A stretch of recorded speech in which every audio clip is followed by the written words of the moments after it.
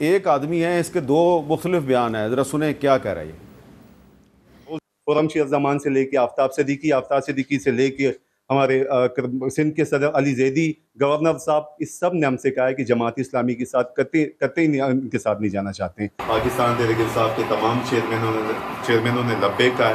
حافظ نعیم الرحمان کے متعلق انہوں نے یہ کہا ہے کہ ان کو ووٹ دینا ہے، بالکل دوں گا، اور سرانکو پہ اپنے چیئرمین کا ہر حکم سرانکو پہ ہو سکتا ہے۔ یہ ویڈیو میں ایڈوانس میں سیو کر رہا ہوں اپنے پاس، اپنے بھائی کے پاس، کہ اگر کچھ بھی ہو، یہ سندھ حکومت میرے ساتھ اس سے پہلے بھی انہوں نے کیا ہے، مزید بھی کچھ کر سکتا ہے۔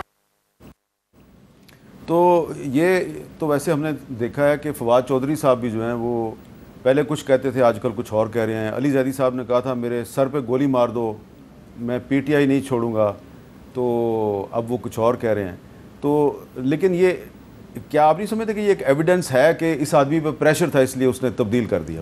نہیں، میرا خیال ہے یہ ایویڈنس ناکافی ہے، اس لیے کہ آپ نے خود ہی کہہ دیا کہ علی زیدی کیا کہتے تھے، یا ان کا لیڈر عمران خان خود کیا کہتے ہیں اور اگلے دن کیا کہہ دیتے ہیں، بلکہ اگلے لمحے کیا کہہ دیتے ہیں۔ مگر پھر بھی میں یہ کہوں گا صاف شفاف انتخابات ہونے چاہیے۔ اور جہاں تک آپ نے اسلام آباد کا ایک ذکر کیا تھا، میں اگر اجازت دیں تو اس پہ بات ضرور کر لوں۔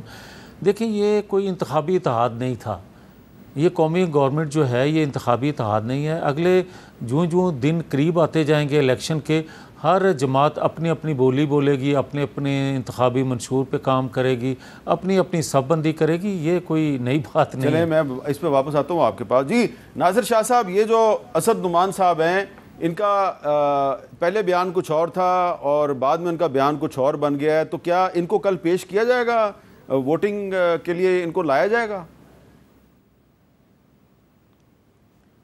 دیکھیں میر صاحب، ہمارے دوستوں کا رابطہ ہوا تھا، لیکن انہوں نے ہمیں بھی منع کر دیا کہ ہم اس پروسیس کا حصہ ہی نہیں رہیں گے۔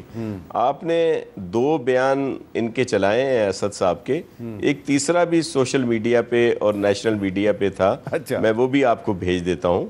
اور دوسری بات یہ ہے کہ یہ جو طریقہ کار ہے، یہ میں آپ کو حقیقت بتا رہا ہوں کہ ان میں سے کچھ لوگ خان صاحب کے ساتھ ضرور ہیں، وہ اب بھی کہتے ہیں کہ جی ہم خان صاحب کے ساتھ ہیں، لیکن بہت سارے لوگ جو ہیں، جو 9 مئی کو ہوا، جس طرح کی انتہا پسندی اور جو لوگوں نے جس کو معیوب سمجھا کہ وہ جو ایک زہر بھرا گیا تھا ذہنوں میں خان صاحب کی طرف سے، اور جس کا اظہار 9 مئی کو ہوا، اور جناح ہاؤس ہو گیا اور بہت ایسی جگہیں جن پر یہ سارا کچھ ہوا، تو انہوں نے ان سے لا تعلقی کا اظہار کیا ہے، اور وہ کہتے ہیں کہ ہمارے لیے ہمارا ملک اہم ہے، ہمارے یہ مقتدر ادارے اہم ہیں، اور ہم اس سوچ کے ساتھ نہیں چل سکتے۔ ان یو سی چیئرمین نے یہ بھی کہا ہے کہ جب جو چیف منسٹر رہے ہیں، گورنر رہے ہیں، minister, M N As, M P As ان کو چھوڑ رہے ہیں، تو ہم بھی خان صاحب کی اس پالیٹکس کا حصہ نہیں بن رہے، بلکہ جو ابھی خبریں آ رہی ہیں کہ انہوں نے اپنا بڑا گروپ بنا لیا ہے، جیسے 63 یا 62 ان کے ووٹ ہوئے ہیں اب سارے ریزرو سیٹ ملا کے، تو 40+ کے قریب لوگ ہیں جو اپنا علیحدہ سے وہ ایک گروپ بنا رہے ہیں، جو پارلیمانی گروپ ہے، اور وہ کہہ رہے ہیں کہ ہم اپنے علاقے کی خدمت کریں گے۔ 40+ یعنی کہ 40؟ جی 40+ ہے، بس 62 میں سے 40+؟ جی 40+ ہے۔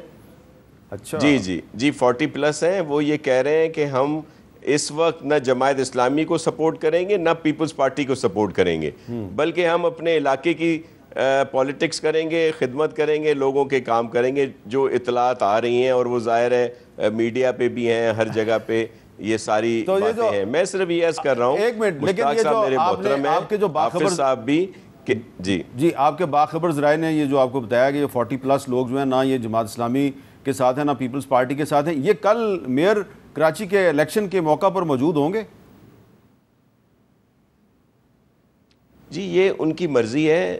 ہم حکومت کی طرف سے ہم نے یہ انشور کیا ہے کہ جو لوگ زیر حراست ہیں ان کو وہاں پہ لایا جائے گا تاکہ وہ اپنا فیصلہ کر سکیں، ان کا جو فیصلہ ہوگا وہ بھی کل سب کے سامنے ہوگا، اور دیگر جو لوگ وہاں پہ آنا چاہتے ہیں کسی کو کوئی رکاوٹ نہیں ہے۔ یہ وضاحت کر دیں کہ یہ زیر حراست کتنے لوگ ہیں اور یہ کیوں زیر حراست ہیں؟